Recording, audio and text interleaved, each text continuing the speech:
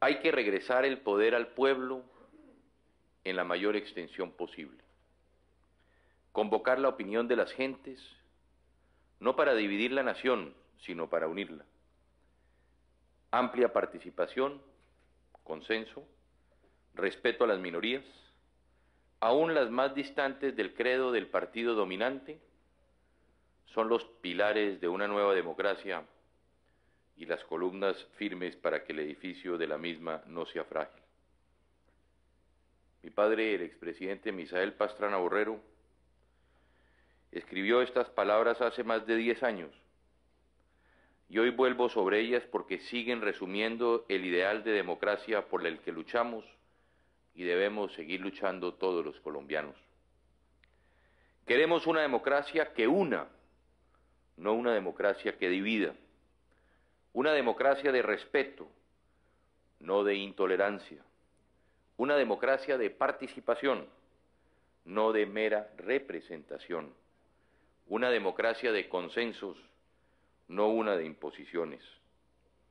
Por esa democracia vale la pena trabajar, y esa es la democracia que, fortalecidos, pudimos ver en acción el pasado domingo 10 de marzo, cuando más de 10 millones de ciudadanos se volcaron entusiasmados a las urnas para depositar sus votos. Pero esta vez no fueron tan solo votos por este o por aquel candidato, fueron votos de confianza en su democracia y votos de rechazo a los violentos y a los terroristas que se siguen oponiendo a ella. La política, que es el arte de gobernar y de conciliar las diferencias por la vía del diálogo y de la dialéctica, ha recibido el mensaje claro de un pueblo que quiere fortalecerla y que al mismo tiempo apuesta por su renovación en aras de una mayor transparencia y eficiencia en la gestión pública. Nosotros, los gobernantes, tenemos que estar atentos más que nada al corazón del pueblo, en cuyo nombre ejercemos nuestras funciones. Hoy quiero referirme a una antigua historia china sobre este tema, cuya moraleja siempre me ha guiado en mi vida pública y que hoy quisiera compartir con ustedes. Se trata de la historia de un joven príncipe que fue enviado por su padre el rey a estudiar el arte de gobernar con el sabio maestro Pan Ku. Dicen que la primera tarea que el maestro dio al joven príncipe fue la de ir solo a un bosque cercano y regresar en un año para describir los sonidos del bosque. Pasado el tiempo, el discípulo regresó y dio su reporte al maestro. Maestro, pude oír el canta de los pájaros cucú, el roce de las hojas, el aleteo del picaflor, el sonido de los grillos, el correr de la brisa por la grama, el zumbido de las abejas y la brisa susurrar y aullar. Pan Ku, sin embargo, su maestro, no quedó satisfecho y volvió a enviar al príncipe al bosque para que escuchara lo más que él pudiera oír. El joven, asombrado, regresó y pasó días y noches atentos a escuchar sin percibir nada nuevo a lo que él ya conocía.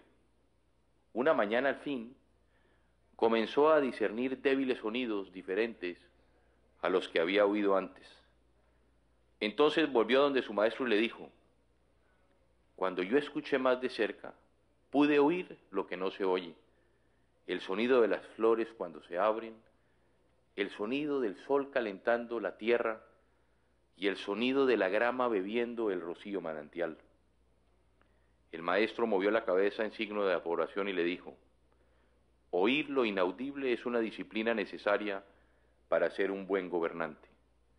Solo cuando un gobernante ha aprendido a escuchar de cerca el corazón de su gente, oyendo sus sentimientos no comunicados, dolores no expresados y las quejas no dichas, puede él inspirar confianza en su gente y entender cuando algo está mal y encontrar las verdaderas necesidades de sus conciudadanos.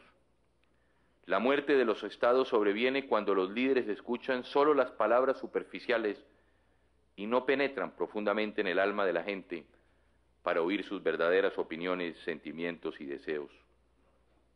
De la misma manera, apreciados gobernadores de Colombia, tenemos todos nosotros que estar atentos a esa voz popular, a ese sentimiento interno de nuestra gente, que debe ser el norte de nuestras acciones.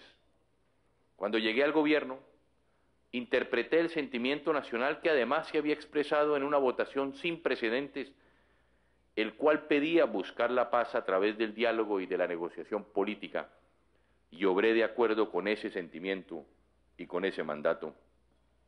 Pero no se trataba de cumplir apenas en la forma, sino darle una oportunidad genuina, posible, generosa a la paz.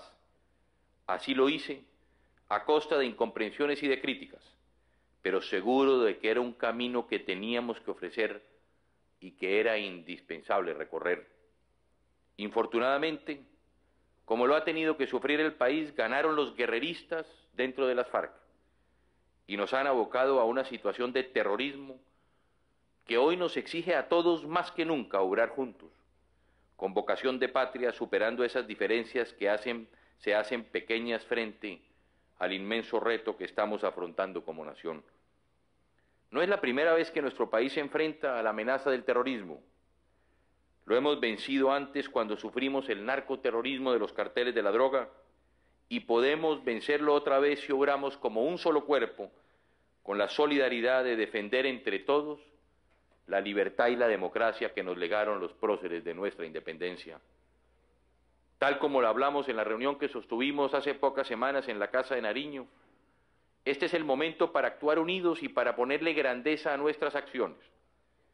Tenemos una inmensa responsabilidad por delante, pero la vamos a cumplir más aún, porque contamos con el respaldo de unas Fuerzas Armadas mejor dotadas y más profesionales que nunca, porque contamos con un pueblo unido en torno al rechazo a la violencia y contamos también con el apoyo y la comprensión de la comunidad internacional. Con ese trípode de Fuerzas Armadas, nación y comunidad internacional, no cabe duda de que los colombianos tenemos cómo ganarle a los terroristas. No será fácil, tomará tiempo, seguramente, pero tarde o temprano los guerreristas dentro de las FARC y dentro de otras organizaciones criminales acabarán por entender que nunca, nunca por las armas podrán entrar al corazón del pueblo colombiano.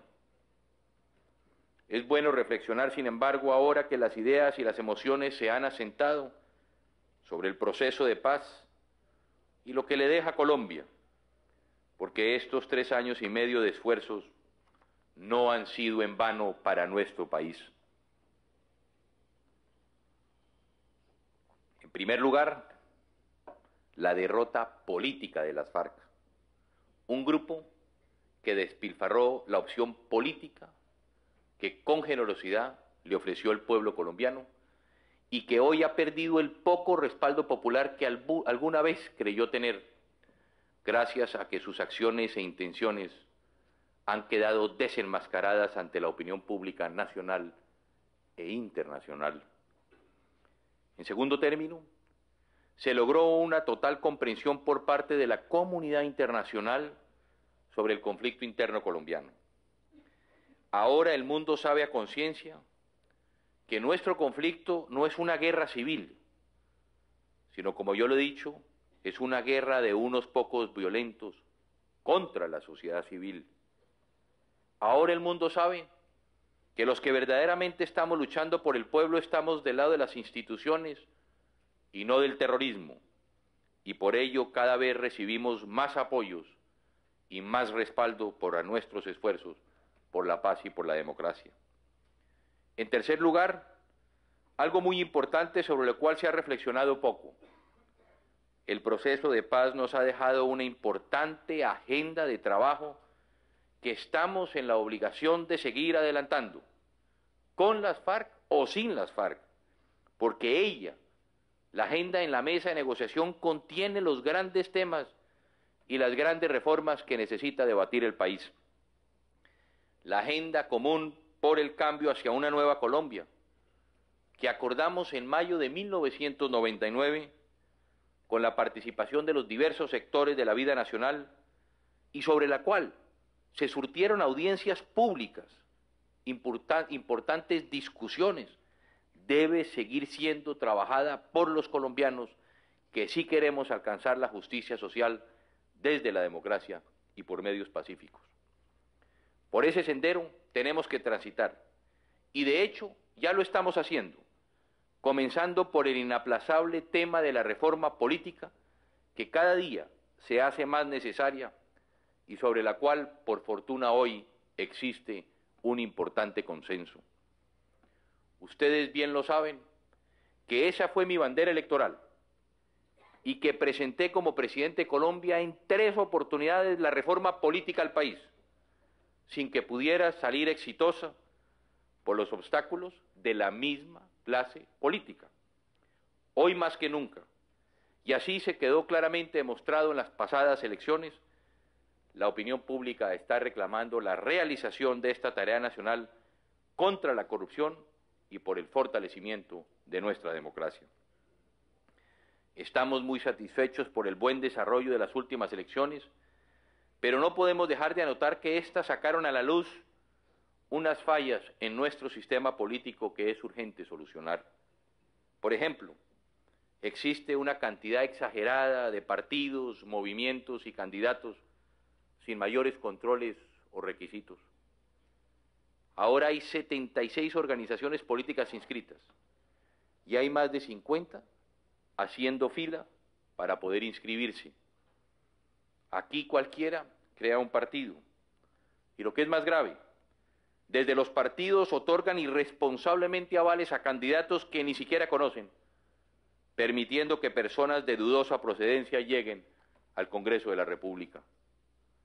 Hoy quiero recordarle a los partidos y movimientos políticos que, de acuerdo con el Estatuto de los Partidos Políticos en Colombia, ellos son los garantes de las calidades morales de sus candidatos desde el momento de su inscripción y hasta cuando terminen su periodo. Infortunadamente parece que a muchos se les olvidó esta elemental obligación con los colombianos. Hoy cualquiera es candidato. Los partidos funcionan sin agenda ni compromiso frente a sus afiliados y menos frente a sus electores. Esto no puede seguir así y mi obligación como gobernante es retomar esta bandera que jamás abandoné para que Colombia comience ya mismo, sin demoras, la discusión definitiva sobre el tema de la reforma política que necesita nuestro país. Por esto, he decidido presentar al Congreso en las próximas semanas un nuevo proyecto de reforma política que congregue de nuevo los principales temas sobre los cuales los colombianos están demandando el cambio. Mi obligación como presidente, tal como lo decía la historia del sabio chino que les narré anteriormente, es escuchar el corazón del pueblo. Y ese mandato es el que me guía para abrir de nuevo el debate sobre la reforma política que el país necesita. No podemos esperar más cuando las necesidades son apremiantes. Ahora es el momento de centrar las ideas y de aprovechar la experiencia y el legado de un gobierno que, como el mío, apostó con decisión por la reforma y la estudió y la analizó con cuidado, recibiendo en buena parte muchos de los aportes de muchos sectores de la vida nacional. ¿Qué es lo que hay que cambiar?, nos preguntamos. La politiquería, el clientelismo, el abstencionismo, la crisis de los partidos, la carencia de una oposición real y constructiva y, por supuesto, la corrupción. Por eso vamos a comenzar desde ya, sin esperar más, a trabajar sobre los puntos fundamentales de esta reforma con la confianza en que el Congreso esta vez sí escuchará la voz del pueblo que ella contiene. ¿Cuáles serían los principales puntos? Queremos menos cantidad y más calidad. Por eso apuntaremos a la reducción de los miembros del Congreso, de los consejos municipales, la supresión de las asambleas, las contralorías departamentales y municipales, la eliminación de la remuneración de los concejales y los miembros de las juntas de acción local para que recuperen su carácter cívico, como quienes fuimos concejales, en mi caso, de la ciudad de Bogotá. No queremos más corruptos en los cargos públicos.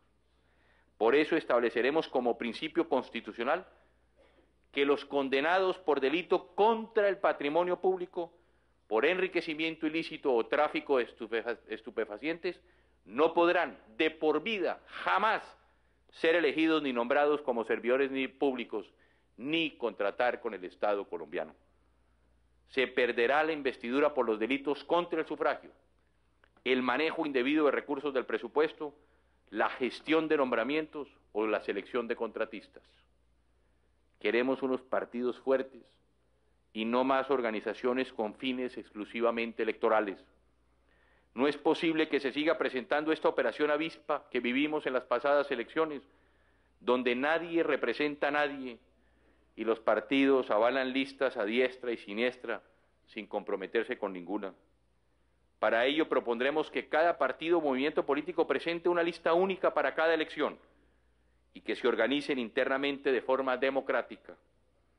Además, para evitar las indebidas injerencias, también estableceremos la financiación estatal de las campañas y un régimen de responsabilidad de los partidos y los elegidos frente a sus electores. Además, en el tema electoral pondremos a consideración un sistema que haga más representativa la participación en el Congreso, como podría ser el sistema de umbral y cifra repartidora que ya hemos discutido y ya hemos estudiado en varias ocasiones. Igualmente, es importante dotar de un verdadero valor político y de consecuencias prácticas al voto en blanco y pensar en la posibilidad de establecer el voto obligatorio para que la participación ciudadana quite las ventajas a los clientelistas que tienen sus votos amarrados. Queremos una oposición real y constructiva como el justo contrapeso al poder político. Por ella voy a insistir, como lo hice desde mi campaña, que el cargo del procurador y el contralor sean ejercidos por personas distintas al partido de gobierno, que los cargos de control político estén en manos del partido distinto al del presidente de la República. No más trampolines políticos, ni más suplencias. Las inhabilidades e incompatibilidades de los cargos públicos durarán por todo el tiempo de su periodo, para que no se usen sus cargos como escalones para pasar a otros para los que no fueron elegidos. También proponemos eliminar las suplencias, es decir, el engaño de elegir a un funcionario para que su cargo lo ocupe otro. Queremos un Congreso que se dedique a legislar. Para eso dispondremos que los congresistas se retiren de cualquier manejo administrativo del Parlamento, que sus votos sean públicos y nominales y que sus salarios y prestaciones no tengan privilegios ni crezcan por encima de los demás. No más influencia de la política en la justicia. Hay que estudiar la forma de que en la elección de los altos magistrados y funcionarios judiciales, así como de los altos cargos de control, corresponda más a sus méritos académicos y profesionales que a sus intereses políticos. Estos son tan solo algunos de los temas que vamos a colocar a consideración del Congreso y de todos los colombianos. Yo sé que todos, si realmente queremos una reforma política con convicción y no solo en palabras, apoyaremos este esfuerzo que queremos dejar como legado a Colombia. En este tema, cualquier día que ganemos ya será un triunfo para el mejoramiento de nuestra democracia. Señores gobernadores, hablamos de la agenda de paz y de la agenda política. Hablemos ahora de la agenda social. Ustedes son testigos porque lo han visto en sus departamentos, que mi gobierno ha obrado con un compromiso indeclinable con los colombianos más pobres y más desfavorecidos, haciendo en silencio la revolución social que los guerreristas que tanto la pregonaban nunca intentaron asumir. Miremos tan solo algunos ejemplos. Hicimos la revolución de la vivienda. Mientras yo había prometido en mi campaña entregar por lo menos 242.000 subsidios para vivienda de interés social, hoy puedo contarles que entre el INURBE, el Banco Agrario, las cajas de compensación familiar, la Caja Promotora de Vivienda Militar y el FOREC, hemos entregado ya cerca de 350.000 subsidios de vivienda, reconstrucción, construcción o adecuación de vivienda a lo largo y ancho del país por un valor superior, óigase bien, de 1.9 billones de pesos. hicimos también la revolución de la tierra. A través del INCORA, durante mi gobierno, óigase bien, hemos entregado cerca de 5 millones de hectáreas. 5 millones de hectáreas a 78.000 familias en todo el país, con una inversión superior a los 125.000 millones de pesos. Son 78.000 familias de campesinos, de indígenas y de miembros de las comunidades negras que antes trabajaban la tierra de otros y que ahora, por fortuna, son dueños de su propia tierra. Y también hicimos la revolución agrícola. En los 3 últimos años hemos recuperado más de 427.000 hectáreas sembradas y productivas en el país, las cuales, unidas a las 201.000 que esperamos aumentar en área sembrada este año, nos dejarán un balance satisfactorio para el campo. En solo 4 años habremos recuperado más del 60% del millón de hectáreas que salieron de la producción en la década pasada. Asimismo, hemos aumentado la producción agrícola en más de 2.600.000 toneladas y aspiramos que al terminar mi gobierno la hayamos incrementado en casi 4 millones de toneladas, que son 4 millones de toneladas de alimento que dejamos de importar y que se produce por el campesino colombiano para ser consumidos por el pueblo colombiano y para exportar hacia otros mercados. ¿Y qué decir del gran impacto social que hemos generado con la puesta en marcha del plan social más grande de la historia de Colombia, el Plan Colombia, en las regiones más apartadas y en los municipios más pequeños y más pobres del país? Ustedes, señores gobernadores, los conocen bien. Bien, la cobertura de programas como Familias en Acción, Empleo en Acción, Jóvenes en Acción, Gestión Comunitaria y Vías para la Paz en sus departamentos.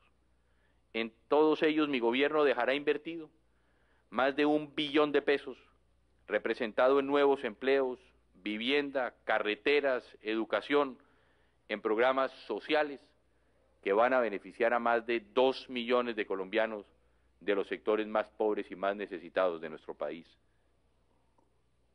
Así se hace patria, así se lucha por el pueblo, con trabajo y no con violencia, con servicio y no con terrorismo.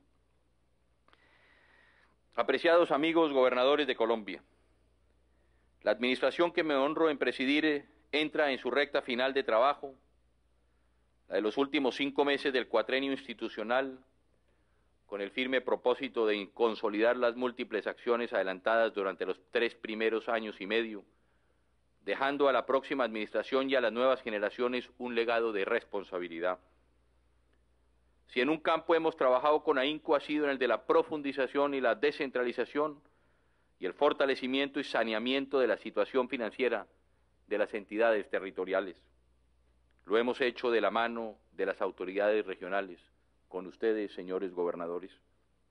Así conjuramos, diría yo, una de las más difíciles crisis fiscales de su historia, además de que hemos procurado garantizar su viabilidad para los próximos años. Como uno de los principales logros, es necesario mencionar en primer lugar la reforma constitucional al régimen de transferencias, la cual se constituye en uno de los hechos de mayor significado para el futuro de las entidades territoriales. Gracias a ella, los municipios y departamentos pueden hoy hacer una adecuada planificación de sus inversiones, sin depender de los vaivenes de la economía nacional, pues se garantizó la estabilidad de los recursos para la inversión social, especialmente lo que tiene que ver y particularmente para salud y para educación. Por los próximos años, las finanzas territoriales no correrán el riesgo, como ocurrió en años pasados, de que baje el monto de las transferencias que reciben por fenómenos recesivos en la economía nacional. Todo lo contrario, las transferencias siempre subirán por encima de la inflación. El total del Sistema General de Participaciones para el 2002 asciende a más de 12 billones de pesos. 12 billones que representa un crecimiento del 21.4% con respecto a las transferencias constitucionales que se repartieron el año pasado. En el caso específico de los departamentos, La primera asignación del Sistema General de Participaciones para Salud y para Educación a sus regiones asciende a más de 4.8 billones de pesos, lo que significa un incremento del 24% sobre el valor del año anterior. Incluso, esta cifra va a ser mayor, pues queda por repartir la otra 12ª en salud en propósito general y más de 2 billones de pesos para el sector de la educación. Con el adecuado complemento de la Ley 715 de 2001, estamos logrando, tal como habíamos planteado, una distribución más equitativa de los recursos que le permitan a todas las regiones la efectiva ampliación de la cobertura en salud y en educación.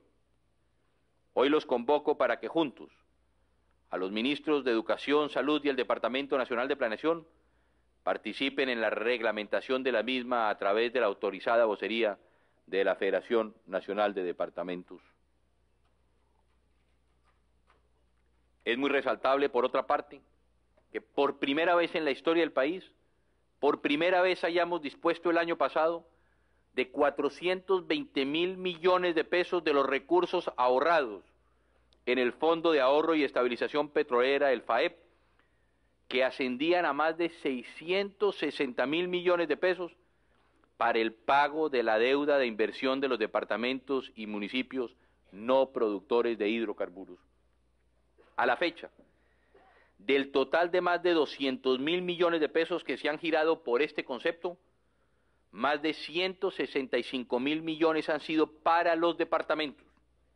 Es decir, queridos amigos gobernadores, que el 83% de los recursos girados hasta hoy ha ido a solventar deudas de la mitad, o sea, de los 16 departamentos del país. Mi gobierno continuará con este proceso hasta que todos los departamentos sean beneficiados con estos recursos adicionales. La lista de medidas tomadas durante mi administración en beneficio de los departamentos y municipios es muy amplia. Hoy los departamentos cuentan con mayores ingresos propios gracias a la ley de transferencia a los departamentos de parte de la sobretasa a la gasolina y el ACPM, a la ley de juegos de suerte y azar. También pensamos en el futuro de las pensiones a cargo de las entidades territoriales y creamos el Fondo de Pensiones Territoriales, el FONPET, que garantizará en el mediano y el largo plazo el pago de las mismas. En cuanto al tema del endeudamiento, mediante la Ley de Intervención Económica facilitamos los acuerdos de los departamentos y municipios con sus acreedores bajo circunstancias favorables. A diciembre del año pasado, ya eran 39 entes territoriales los que se habían acogido a esta ley para reestructurar sus pasivos corrientes. En total, los pasivos en reestructuración suman 1.8 billones de pesos, una suma que equivale el 1% del Producto Interno Bruto del año pasado. De ese total, 40% corresponde a 7 departamentos y es más, del total de los pasivos reestructurados con acuerdos firmados, el 70% corresponde a los departamentos. Por otro lado, con la Ley 617 de 2000 de ajuste fiscal territorial, logramos dos propósitos. Por una parte, que las finanzas territoriales se ajusten a los ingresos recibidos, evitando descalabros fiscales, y por la otra, la autorización de la que ya muchos se están beneficiando para que el gobierno nacional avale con garantías de hasta el 100% los créditos otorgados por las entidades financieras a las entidades territoriales para financiar programas de saneamiento fiscal y hasta en un 40% las deudas que sean refinanciadas. En desarrollo de esta ley, a diciembre del año pasado, 16 entidades territoriales ya habían culminado el proceso de reestructuración de sus deudas. En total, se han reestructurado pasivos por 1.5 billones de pesos, equivalentes al 31% del saldo total de la deuda territorial. Se ha reestructurado ya el 30% del total de la deuda departamental y esperamos llegar a niveles de más del 50%. Pero más allá de los alivios fiscales y de la posibilidad de acceso a nuevos créditos que está generando la aplicación de estas normas, lo más importante, creo yo, es el legado que ustedes, señores gobernadores, podrán dejar a sus regiones como los primeros mandatarios regionales que desempeñaron sus funciones bajo un criterio legal estricto de responsabilidad fiscal y de control y eficiencia de los gastos administrativos. Yo ya se los dije en la cumbre de Paipa, en agosto del año pasado, cuando tuvimos oportunidad de reunirnos, y lo quiero repetir ahora, que no nos recuerden por la popularidad, pero sí por la responsabilidad. No aspiremos a nada más, pero tampoco a nada menos. A todos los trascendentales avances señalados, debemos unir el proyecto de ley orgánica de ordenamiento territorial que se presentó el año pasado al Congreso y que es el fruto de 2 años de trabajo y de consultas a través de foros regionales y departamentales a diversos actores representativos de la diversidad étnica y cultural del país.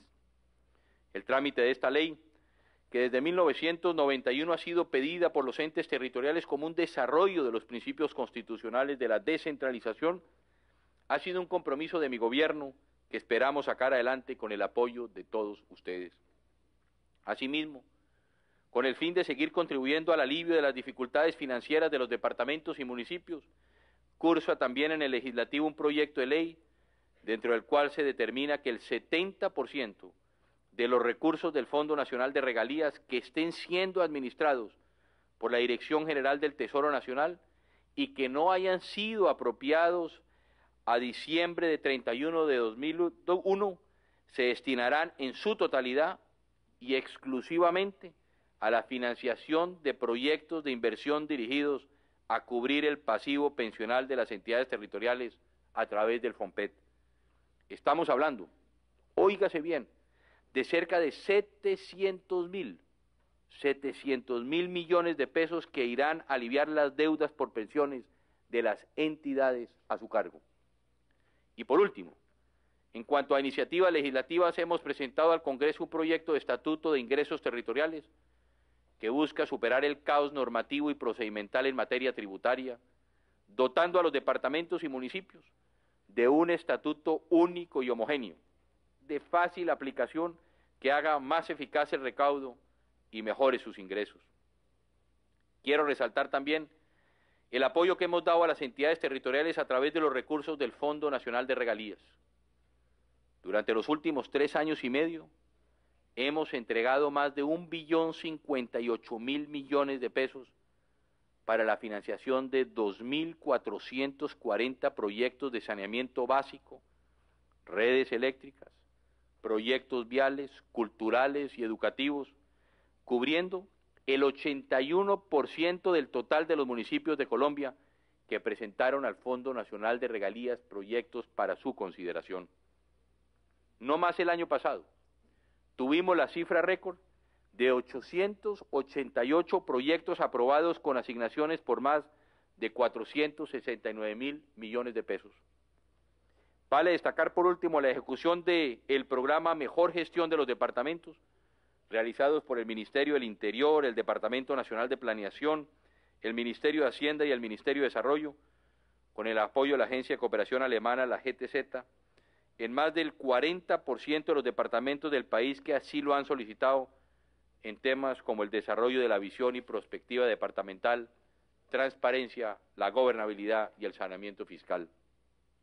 Estoy convencido de la necesidad de fortalecer los departamentos en su papel como intermediarios entre la nación y el municipio. Trabajamos para consolidar una acción departamental más coherente y eficaz, y en ese sentido es muy positivo que la Comisión Intersectorial para la Reforma de los Departamentos, conformada por el Gobierno Nacional y presidida por el Ministerio del Interior, presente en esta cumbre los resultados de su trabajo, los cuales servirán como base del debate legislativo sobre la Ley Orgánica de Ordenamiento Territorial. Queridos amigos, señores gobernadores, no cabe duda de que mi administración se la ha jugado por las regiones, se la ha jugado por su futuro como ninguna otra administración. Lo hemos hecho con responsabilidad pensando en el porvenir de nuestra gente. En sus manos queda utilizar de la mejor manera las herramientas y los recursos que hemos entregado para que sirvan de verdad a todos los colombianos. Ustedes y yo, apreciados amigos, hemos tenido el desafío de ser gobernantes en tiempos difíciles para nuestra patria, y lo hemos asumido todos de la mejor manera. Como diría una frase popular, nos ha tocado bailarla con la más fea, superando complejas situaciones fiscales y de orden público, pero hemos salido adelante en nuestro empeño y hoy podemos decir que dejaremos un país nuevo en el que el valor de la responsabilidad prime sobre el nefasto populismo. No siempre han sido fáciles nuestras relaciones, pero lo cierto es que al final nos ha unido el deseo de acertar y de servir al pueblo colombiano. En esa vocación nos hemos encontrado y tenemos que persistir, con más razón en estos días que requieren de la total unidad de todos los colombianos. Hoy quisiera decirles que para mí como presidente ha sido un honor haber podido compartir con ustedes esta compleja y delicada labor de gobierno. Gracias por su comprensión, por su respaldo y por su determinación de servir a sus regiones.